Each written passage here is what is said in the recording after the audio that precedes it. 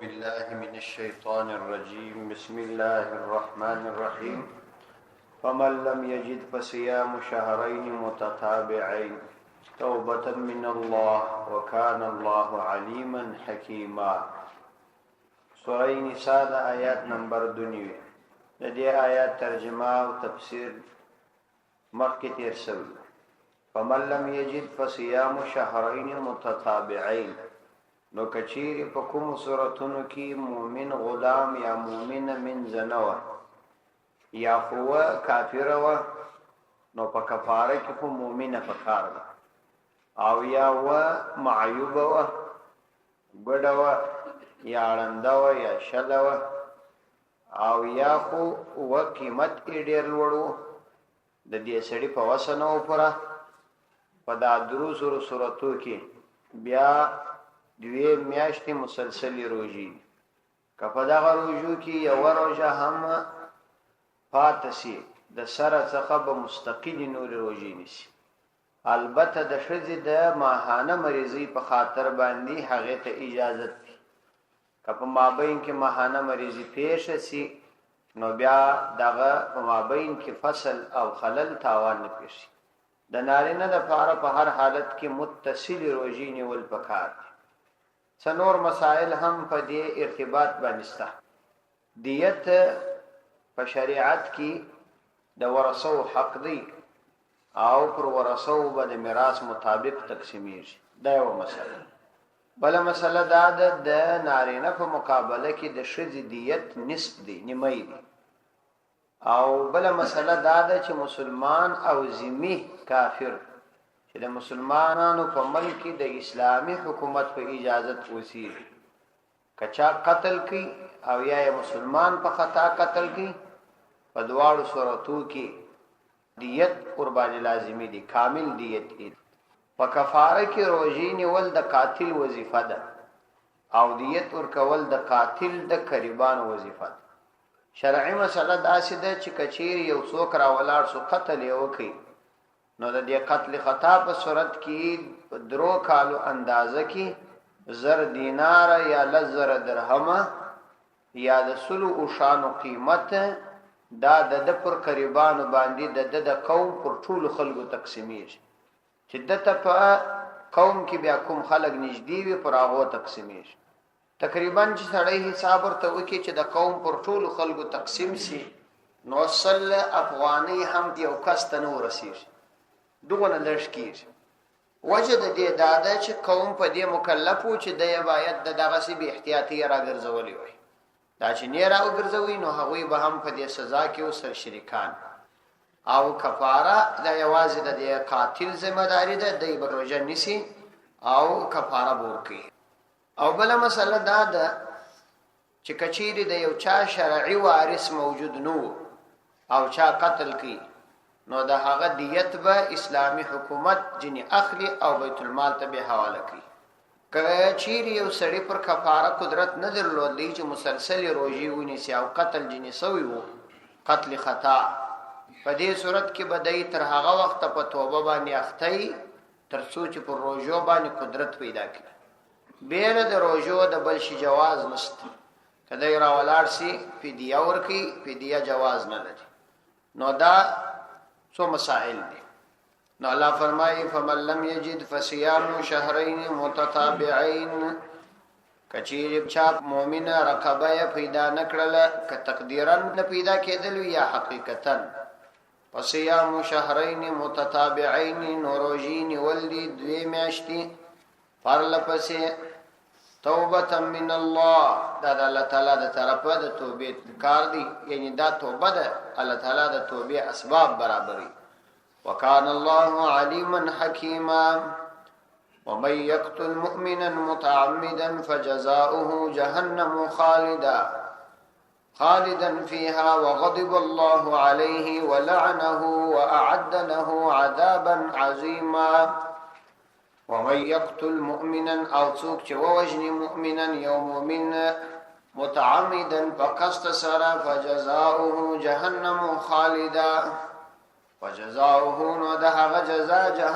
جهنم دی خالدا همیشه فيها پدا جهنم کی. وغضب وغضب الله عليه فراغد الله تعالی غضب دی ولعنه د الله تعالی لعنت دی فاغباندی واعد له او تیار کړی دی اغلر عذابا عظیما لوی عذاب. د دې آیات د مخکې آیاتو سره مناسبت دا دی چې په مخکې آیاتونو کې الله تعالی د هغه قتل یادونه وکړل چې هغه قتل خطاو، یعنی مطلب دا و چې مؤمن ته خو په هیڅ صورت کې دا جواز نه لري او د ایمان تقاضا ده چې مؤمن بل مؤمن قتل نکړي. نو په اولنیو آیاتونو کې د دیت او د قتل خطا په ارتباط احکام راغلي. اوس الله عزوجل د هغه چا په ارتباط بیان فرمایي چې هغه یو مؤمن قصدن قتل کړي. قصدن کچا یو مؤمن قتل کړي داغه د پاره 15 سزاوي الله عزوجل په دې مبارک آیات کې بیان کړی. ومن یقتل مؤمنا او څوک چې ووجني مؤمنا یو مؤمن متعمدا فقصد سره، نو اصلي سزا یې ده چې فجزاؤه جهنم خالدا، فجزاؤه نو د جزا جهنم دی خالدن د همیشه د پاره فيها پدا جهنم کی بوي. یو سزا خو ده. عبد الله ابن عباس رضی الله عنه وايي چې دا کسب د همیشه د پاره په جهنم کې پاتې. مطلب دا چې د ایمان په وجه خو څوک په جهنم کې د همیشه د پاره نه پاتې کیږي او قتل کبیره ګناه ده کفر نه دی، لیکن دا یو حال جنې استثناء دی جنې دا به پاتې کیږي. ځینې علما به وایي چې اصل کې دی چې مؤمن قتلې دا په جهنم کې چې دوامدار اوسېږي دا خو د ایمان سره ضد دی، ځکه چې ایمان د چا سره یو ذره په جهنم کې نه پاتې کیږي. نو څنګه یو مؤمن د قتل په وجه چې کبیره ګناه ده دی په جهنم کې دوامدار پاتې کیږي. نو یو ډله علماء توجیه دا کوي چې اصل کې دی چې کله راولار سو بل مسلمان قتلاوه نو د دې مؤمن قتل خو قطعی حرام او د ځان ته حلال وبلی، نو په دې وجه دی کافر سو. چې کافر سو نو جهنم ته په دغه وجه باندې ځي. او ځینې علما به وایي چې دلته خالدن معنا ده چې دی و د ډېرې زمانه د پاره په جهنم کې پاتې. د خالدن معنا د مکسن طویلن اوږده زمانہ په جهنم کې پاتې، یعنی د ایمان تقاضا خدا ده چې دی به د جهنم را ایستل کیږي، لیکن پاته به تر ټولو زیاته زمانہ چې په جهنم کې تیری هغه به دی تیری. د اهل سنت والجماعت د اکثریت علما او اتفاق پر دی چې د ګناه کبیره په وجه سړی کافر کیږي نه تر څو چې ګناه حلال ونه بولي او د حلت عقیده ونه لري. د ګناه کبیره په وجه باندې کافر کیږي نه او دوامدار په جهنم کې چې پاتې کیږي هغه کافر پاتې. نو د الله عزوجل پر رحمت باندې کبیا چاته الله عزوجل مغفرت وکي او د جهنم را او باسي دا خو جلا خبر. خو اصلي قانون او قاعده دا ده چې تر ډیرې زمانه پورې وداغه قاتل په دې اور کې پاتې. الله عزوجل دې موسع. ومن يقتل مؤمنا متعمدا فجزاؤه جهنم خالدا، فجزاؤه نو سزا ده جهنم دی. بداس حال کی بپدی جهنم کی اوسیر خالدن فیها چې دروش دی زمانه به پکش پاتوي. کله تعالی په چا باندې فضل وی کیا خو جلا خبره ده. وغضب الله او دوم سزا ده چې پر دې د الله تعالی غضب دی، د الله تعالی په قهر باندې اخته دی. غضب الله علیه الله تعالی په د باندې غضب کړی دی تر یو معین وخت پورې چې تر څو الله تعالی د مغفرت کی دای په یو شدید غضب کې د الله تعالی واقع او د الله تعالی په غضب کې واقع کېدل عموما د دې سبب ګرځي چې د ایمان د سلب ذریعہ وګرځي. ایمان الله تعالی جنوا ولعنه او فراغ باندې د الله تعالی لعنت دی او د الله تعالی لعنت دی، یعنی مطلب دا چې د الله تعالی د خاص رحمت څخه به تر ډیره زمانه لري او چې انسان د الله تعالی د خاص رحمت څخه لري شي نو دام د ایمان د سلب ذریعہ ګرځي. واعد له عذابا عظیما او تیار کړی دی له دلرا عذابا عذاب او څلرمه دا چې الله تعالی د لپاره عذاب تیار کړی عظیما ډیر لوی عذاب دی انتهایی لوی عذاب دی چې هغه د جهنم عذاب ځکه عموما دا تجربه ده چې قاتل انسان عموما پر خراب لین مرسي دا به تاسو ته تجربه ویلې دي به مو وي عموما که یو سړی قاتلو قتلونه کول دا پر شهادت نمري کله حالت بالکل د کوپر حالت چې مري ځکه چې د خدای عزوجل د طرفه پر هغه 15 سزا راځي او د مؤمن قتلول انتهایی لوی ګناه ده دومره لوی ګناه ده چې پیغمبر علیه الصلاۃ والسلام د هغه په ارتباط دا فرمایي کچا د یو قاتل سره د نیم لفظ په اندازا مازه معاونت وکي لا به د قیامت پر ورځ د خدای د رحمت څخه نه امید ورتندې به لیکلي چې آیسم من رحمت الله د خدای د رحمت نه امید ځکه د الله تعالی بنا د مخلوق الله تعالی چې دا مخلوق پیدا کړی دی دا د خدای مخلوق دی دا د الله تعالی بندگان دي د الله تعالی په خپل مخلوق باندې خواب دي که یو څوک د خاورو د خاشو یو ګډله جوړه کی او تور سي ور وینړې او د هغه سړی په تاوس ورسي رستا سره بڅوي کی که یو څوک را ولاړی د الله تعالی مخلوق وجني انسانان په قتل باندې رسي او بیا د هغه ټول کورنۍ ټول نظام در په درکې نو دا سره الله تعالی څه معامله کوي دا چې الله تعالی حلیم او کریم ذات دی په ورن څوک نه رانی شي اخو الله تعالی د حلم صفت دی د دې معنا دا نه ده چې دا کس د خدای د عذاب څخه خلاصي نو دغه علما ولیکلي دي چې الله تعالی پر دا کس په غضب دی او د الله تعالی د رحمت څخه دا کس لري دی وای عموما دغه دوه داسې اسباب دي چې د ایمان د سلب ذریعہ وګرځي ولی چې دغه انسان په غلط لین کې سوق او سیده کې غلط لین ته برابر کې اخر د کوپر په سب کې ودري د کوپر په دفاع کې د خدای د دین په مقابله کې سیمرسي دا حالت خو د کوپر حالت دی نو الله عزوجل دې موسعت ډیره خطرناک مسله ده یا ایها الذين امنوا اذا ضربتم في سبيل الله فتبينوا ولا تقولوا لمن القى اليكم السلام لست مؤمنا تبتغون عرض الحياة الدنيا فعند الله مغانم كثيرة كذلك كنتم من قبل فمن الله عليكم فتبينوا إن الله كان بما تعملون خبيرا يا أيها الذين آمنوا أيد إيمان خاوندان إذا ضربتم في سبيل الله کله چې تاسو سفر شروع کړئ په سبیل الله د الله تعالی په لار کې د جهاد د پاره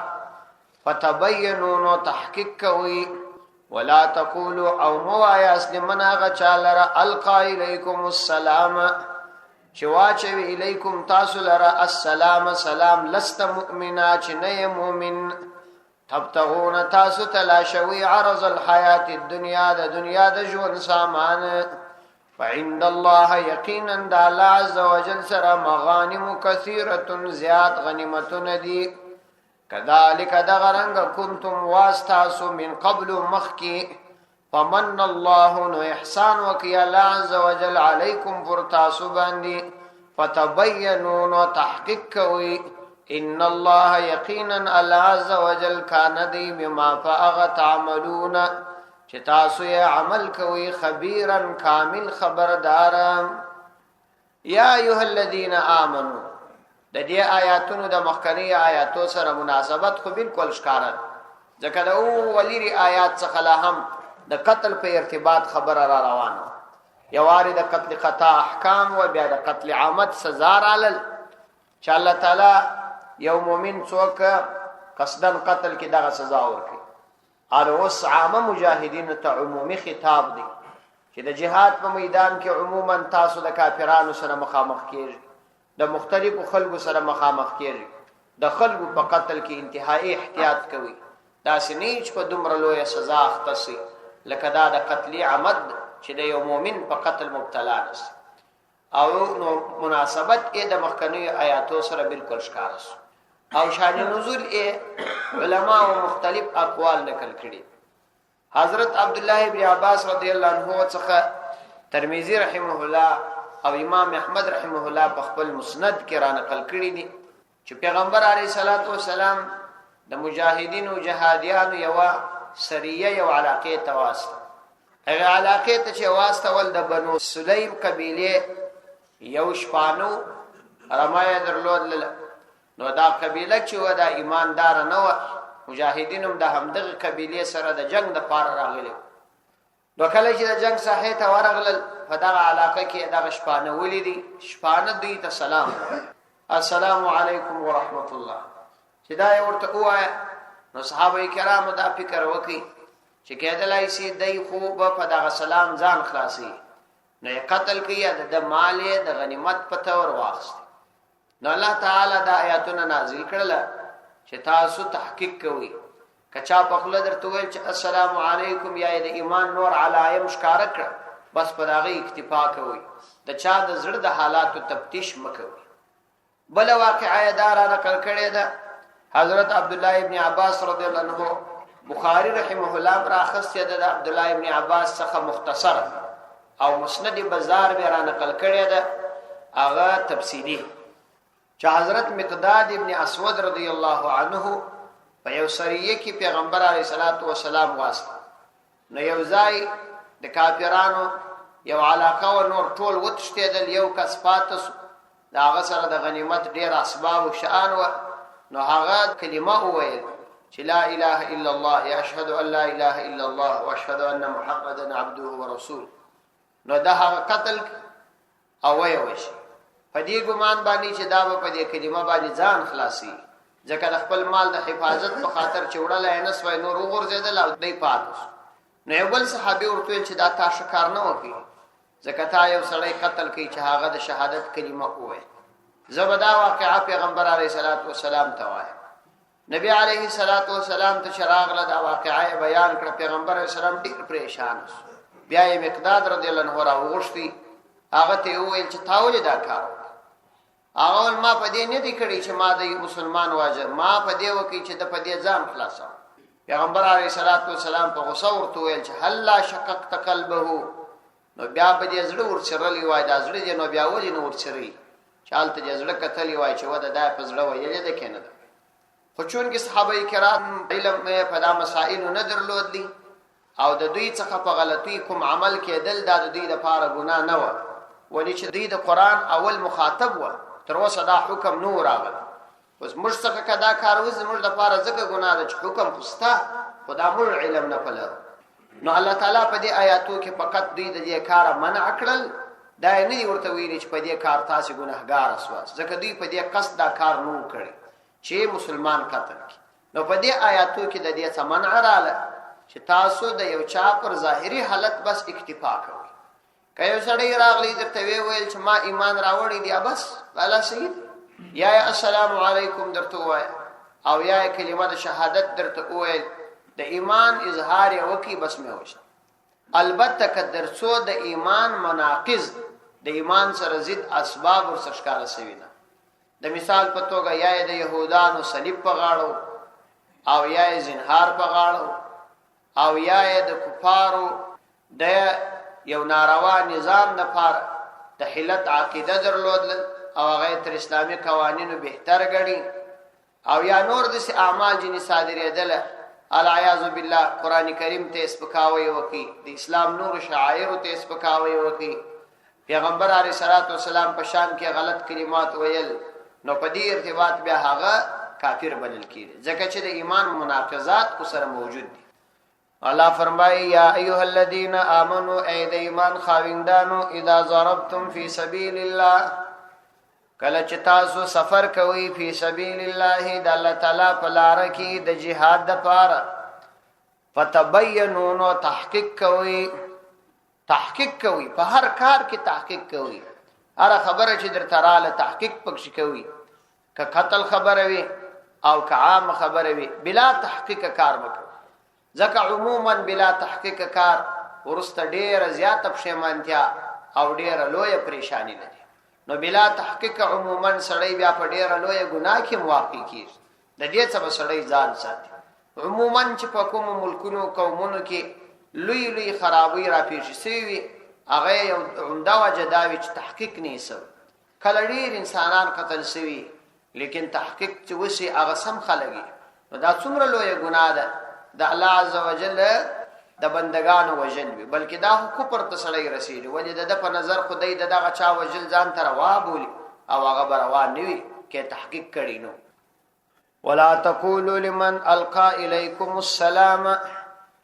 ولا تقولوا او تاسو موایاست لمن هغه چاته القى اليكم السلام چې واچوي تاسو لره السلام سلام. سلام در تواچی مطلب دا چې د اسلام علائم در تشکاره کی، یا خو بمراد ورڅخه داغه مصطلح سلام وی چې السلام علیکم ورحمت الله، او یا به سلام څخه مراد لغوی معنا وی یعنی اطاعت او تابعداري ښکاره کی. مطلب دا چې د توحید کلمه وایي، د اسلام علامات در تشکاره کی، نو هغه ته موایاست لست مؤمنه، ته مؤمن نه، یعنی دا هغه په زړه ته خبر نه، نو ته موایې چې ته په زړه مؤمن نه او دا د ځان د خلاصولو د پاره وایي، دا مو ورته وایي. تبتغون عرض الحیات الدنیا، تاسو تلاشوي سامان د دنیا د ژوند، یعنی تاسو د غنیمت په وجه باندې دا کار کوي. کدا کار د غنیمت په وجه کوي، فعند الله غنائم کثیره، نو د الله عزوجل سره غنائم غنیمتونه دي کثیره انتهائی ډیر، یعنی د الله تعالی په علم او قدرت کې ډیر زیات غنیمتونه ستا کې دا تاسو د پاره د سی ولاره برابر کې چې آلته غنیمتونه هم ډیر وي او مقابله مونس. نو په جائز طریقو باندې تاسو غنیمت حاصل کړئ، په ناجائز طریقه باندې د غنیمت حاصلول تاسو ته جائز نه دي. کذالک کنتم، نو تاسو خپل د خپل حالت در په یاد کړئ. کذالک دا غرنګ کنتم واستاسو من قبل مخکی، تاسو دا غسواس فقط د اسلام اظهار مو وکي، مو د خلیه په اظهار کفایت وکي او تاسو اسلام مقبول کړی. کچیر نه وای او مش تفتیش کولای، نو تاسو څخه به هم دا تفتیش روان وای. تاسو د ایمان راوړلو په زمانه کې مش صرف تاسو په ظاهري ایمان اکتفا وکړه او درڅ قبول مکي. کذالک کنتم دا غرنګ تاسو واس من قبل مخکی، یعنی په یو زمانه کې فمن الله، نو احسان وکي الله عزوجل علیکم پر تاسو باندې چې تاسو څخه ظاهري اسلام قبول کړي. فتبینوا، نو تحقیق کوي بلا تحقیق د چا خبر ممنی. ان الله کان بما تعملون خبیرا، ان الله یقینا الله عزوجل کان دی بما فاغ تعملون چې تاسو یې عمل کوي، خبیرا فربا خبر، یعنی موږ حکم درته بیان کی چې بلا تحقیق چا څوک موجنی او چاته چې په خله د اسلام دعوه درته وکړه دا موایست مسلمان نه. ولی موږ دا درته بیان کړه دا چې ورسته څوک عمل پکې کې نه پکې، موږ په ټولو علم لرو او هغه سره بیا د خپل علم مطابق معامله کوو. صدق الله.